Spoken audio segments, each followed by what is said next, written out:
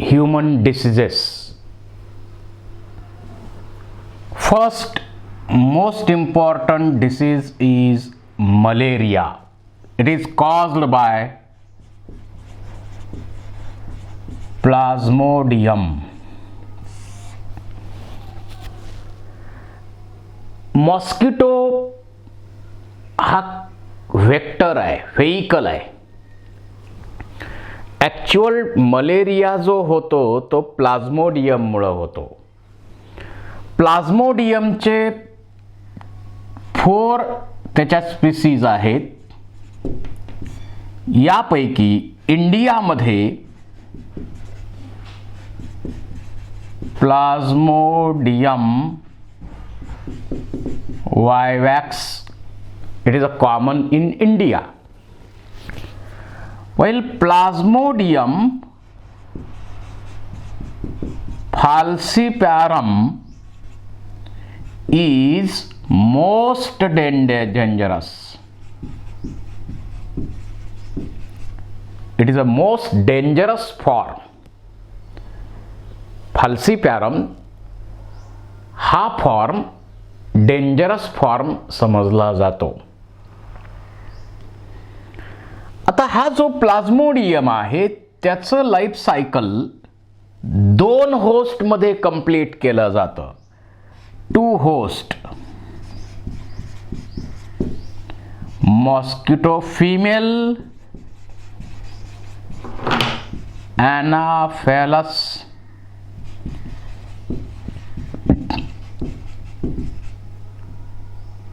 Scott mosquito जो आहे तो डेफिनाइट होस्ट आहे आणि ह्यूमन हा सेकंडरी होस्ट आहे. So life cycle of plasmodium requires 2 hosts like female Anopheles mosquito, and it is a definite host and human is secondary host.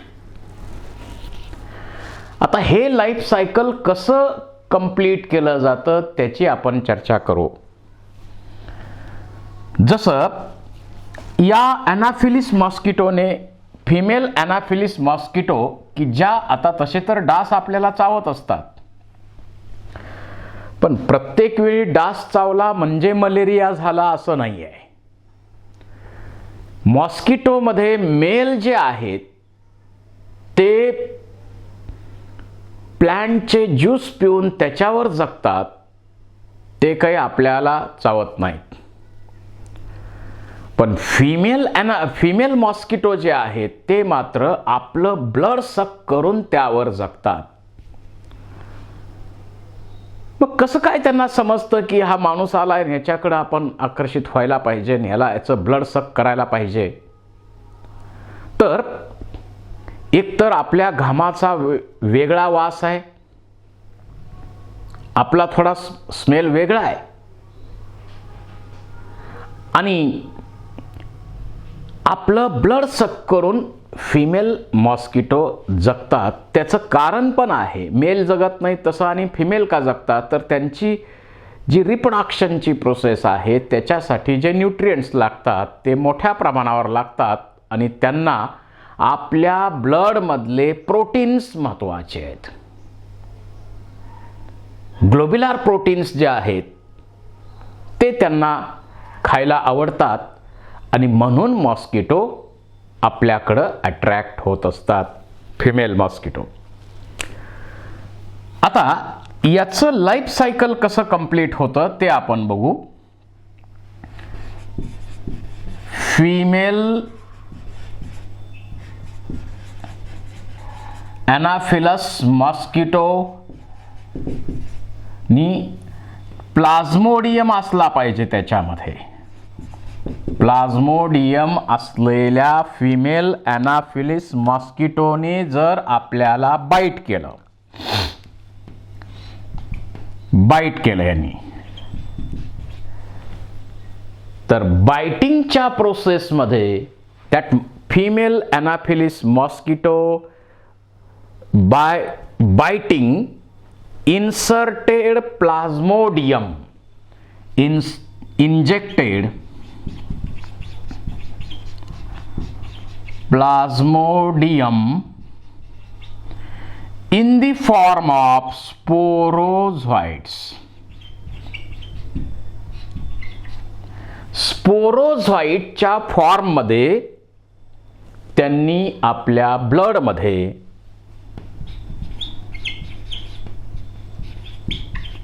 हा plasmodium सोडला.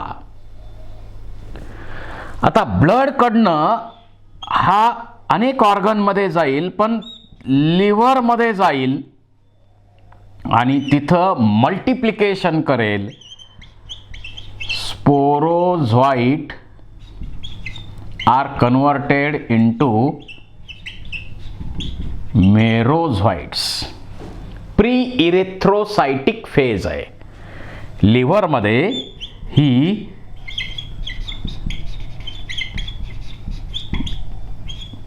Pre erythrocytic phase complete केली जाते आणि त्याच्यानंतर हे जे मेरोझॉइट आहेत, हे मेरोझॉइट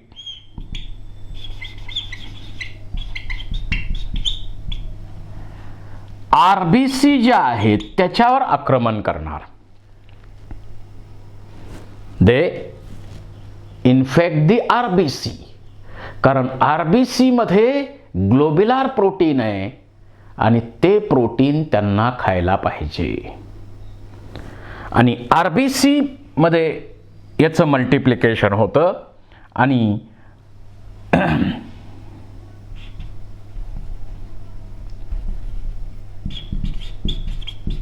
in RBC they are converted into tropozoites and then C zones. RBC मध्ये एंट्री करणार, RBC मध्ये आपलं मल्टिप्लिकेशन करणार आणि ट्रोपोझॉइट सीझोन्स असे फॉर्म्स त्याचे तयार होतील. ही प्रोसेस रिपीट होणार. त्यामुळं आरबीसीचं ब्रेकडाऊन होणार आणि त्यावेळी यामधून हिमोझॉइन रिलीज होतं आरबीसी मधून. आणि हिमोझॉइन रिलीज झाल्यामुळंच आपल्याला सिम्पटम्स दिसतात. याचे सिम्पटम्स काय? चिल, थंडी वाजून येणं, हाय टेम्परेचर किंवा फेवर आफ्टर एव्हरी 4 आवर्स. 4 तासाच्या साधारण 4 तास थंडी वाजून येईल, पुन्हा ताप येईल, थंडी वाजून येईल, ताप येईल. त्याचबरोबर स्वेटिंग. अशा प्रकारचे मेन सिम्पटम्स आपल्याला या मलेरियामध्ये दिसतात. अशा प्रकारचे सिम्पटम्स मलेरियामध्ये दिसतात. ते हिमोझॉइनमुळे आपल्याला हे सिम्पटम्स हळूहळू दिसू लागतात. तर ट्रोपोझॉइट्स इथं मल्टिप्लिकेशन आरबीसी मध्ये केलं जात आहे आणि त्याच्यानंतर some of sporozoites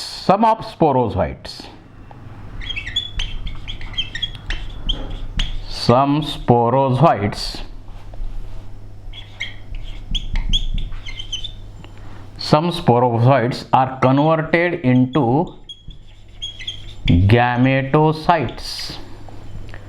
गॅमेट बनणाऱ्या ज्या सेल्स आहेत, गॅमेटोसाइट मध्ये काही स्पोरोझॉइटचं कन्व्हर्जन होतं आणि असं ब्लड, या गॅमेटोसाइट असलेलं ब्लड, हे ह्यूमन मध्ये सगळं घडलंय, हे ब्लड सक केलं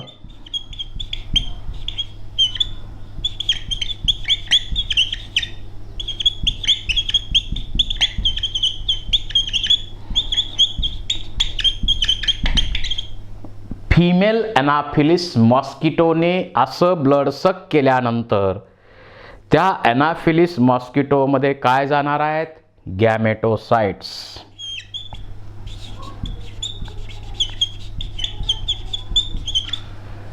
आता ही असेक्शुअल फेज ह्युमन मध्ये झालेली आहे. सेक्शुअल फेज जी आहे ती मॉस्किटो मध्ये होणार आहे. Then this gametocytes enters in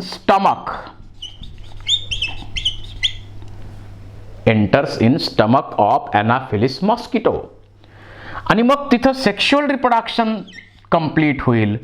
male gamete female gamete त्यांचं युनियन होईल, झायगोट तयार होतील आणि झायगोटपासून साइट्स तयार होतील आणि शेवटी त्याच्यापासून पुन्हा स्पोरोझॉइट्स तयार होतील. असं जे सेक्शुअल रिप्रोडक्शन, अशी जी सेक्शुअल रिप्रोडक्शनची प्रोसेस आहे ती मॉस्किटोच्या स्टमकमध्ये कंप्लीट केली जाईल. फिमेल एनाफिलिस मॉस्किटोमध्ये कंप्लीट केली जाईल. पुन्हा अशा स्पोरोझॉइट असलेला फिमेल मॉस्किटोनं पुन्हा बाईट केला तर पुन्हा काय होणार आहे? स्पोरोझॉइट ब्लडमध्ये इंजेक्ट केले जातील. स्पोरोझॉइट ब्लडमध्ये पुन्हा लिव्हरकडे जाणार, प्री इरेथ्रोसायटिक फेज, त्याचं कन्व्हर्जन मेरोझॉइटमध्ये, नंतर इरेथ्रोसाइटमध्ये मेरोझॉइट जे आहेत ते आरबीसीवर आक्रमण करतील. आरबीसीमध्ये गेल्यानंतर ट्रोपोझॉइट, सिझोन्स वगैरे बनतील. काही स्पोरोझॉइट पासून गॅमेटोसाइट बनतील आणि त्या फेजला फिमेल एनाफिलिस मॉस्किटोनी बाईट करून आपलं ब्लड सक केलं की पुन्हा सेक्शुअल रिप्रोडक्शनची प्रोसेस जी आहे, सेक्शुअल फेज जी आहे ती मॉस्किटोच्या स्टमकमध्ये कंप्लीट केली जाते.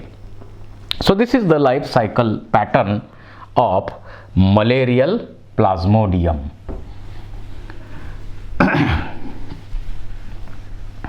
मलेरियाच्या प्रॉब्लेममुळं हे लाईफ सायकल जे मलेरियाचं आहे ते याप्रमाणे आहे.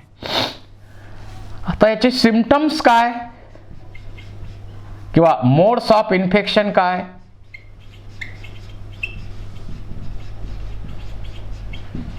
कशामुळं आजार पसरतो? डासांमुळं पसरतो. जसं आता आपण पाणी, स्वच्छ पाणी जे आहे ते पाणी साठवू देऊ नका असं म्हटलं जातं, कारण तिथं डास आपलं ब्रीडिंग करत असतात आणि त्या ब्रीडिंगच्या प्रोसेसमुळं डासांचं पॉप्युलेशन वाढत असतं आणि त्यामुळं असं म्हटलं जातं, सतत नगरपालिका, महानगरपालिका या आपल्याकडं सांगत असतात की पाणी कुठं साठवू देऊ नका. समजा टाक्यांमध्ये पाणी भरतोय तर त्याचं झाकण व्यवस्थित लावून ठेवत चला. तिथं डासाची उत्पत्ती होऊ नये अशा प्रकारची प्रिकॉशन घ्यायला सांगतात. म्हणजे मेन मोड तर तोच आहे ट्रान्समिशनचा. सिम्पटम्स काय आहेत? सिम्पटम्स त्याच्यामध्ये चिल, हाय फेवर म्हणजे थंडी वाजून येणार, पुन्हा थोड्या वेळात टेम्परेचर, थंडी वाजणं, टेम्परेचर, थंडी वाजून येणं, टेम्परेचर, हाय टेम्परेचर, आणि त्याचबरोबर स्वेटिंगची प्रोसेस यामध्ये मोठ्या प्रमाणावर होत असते. आणि त्याच्याबरोबर ओमेटिंग आहे, हिपॅटोमॅगली आहे, बाकीचे सिम्पटम्स मेजर आहेत ते आपल्याला जास्त गरजेचे नाहीत. हे मेजर सिम्पटम्स इथं, महत्त्वाचे सिम्पटम्स इथं घेतलेले आहेत. आता प्रिव्हेंशन अँड कंट्रोल किंवा क्युअर अँड ट्रीटमेंट.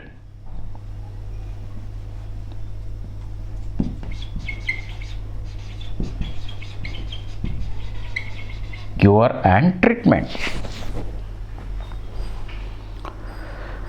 तर याच्यामध्ये आपल्याला जसं ज्याच्यामुळं इन्फेक्शन झालंय, फिमेल एनाफिलिस मॉस्किटोमुळं याचं इन्फेक्शन झालेलं आहे. तर यांची उत्पत्ती, डासांची उत्पत्ती होऊ नये याच्यासाठी आपण प्रयत्न केले पाहिजेत. म्हणजे पाणी कुठंही साठू देऊ नये. एक,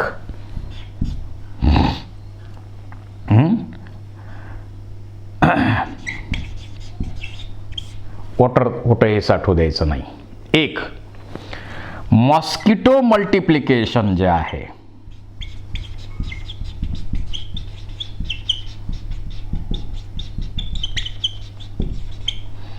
ते होणार नाही याची प्रिकॉशन आपण घेतली पाहिजे. पाणी कुठंही साठू द्यायचं नाही. त्यानंतर आपण मॉस्किटो कॉइल्स लावतो. मॉस्किटोच्या कॉइल्स लावतो. मॉर्टिनाया मच्छर भागो भागो भागो कॉइल्स लावतो. किंवा आता ऑल आउट आहे, किंवा अनेक अशा प्रकारचे आपण पर्याय वापरून मॉस्किटो रिपेल करतो. We can repel or kill the mosquito. Mosquito coils असतील, त्याच्याबरोबर हे ऑल आउट असेल, किंवा आणखी काही त्याच्यामध्ये या आपण पर्याय करतो आणि मॉस्किटो रिपेलिंग आणि किलिंग करण्याचं काम करतो. त्याचबरोबर आपल्या ज्या खिडक्या आहेत त्या खिडक्यांना वायर गॉज म्हणजे डास आत येऊ नयेत याच्यासाठी तशा प्रकारे वायर गॉज किंवा तशा प्रकारच्या जाळ्या बसवल्या पाहिजेत. आपण मच्छरदाणी वापरली पाहिजे. हे सर्व पर्याय केले पाहिजेत. यापासून आपल्याला जर बचाव करायचा असेल तर. त्याच्यानंतर याच्यामध्ये मेडिसिन्स काही उपलब्ध आहेत का, तर मेडिसिन्स उपलब्ध आहेत. आपण त्याचे क्लोरोक्विन वगैरे त्याच्या संबंधित गोळ्या ज्या आहेत ते घेऊन आपण हा प्रॉब्लेम दूर करू शकतो. So this is about malaria.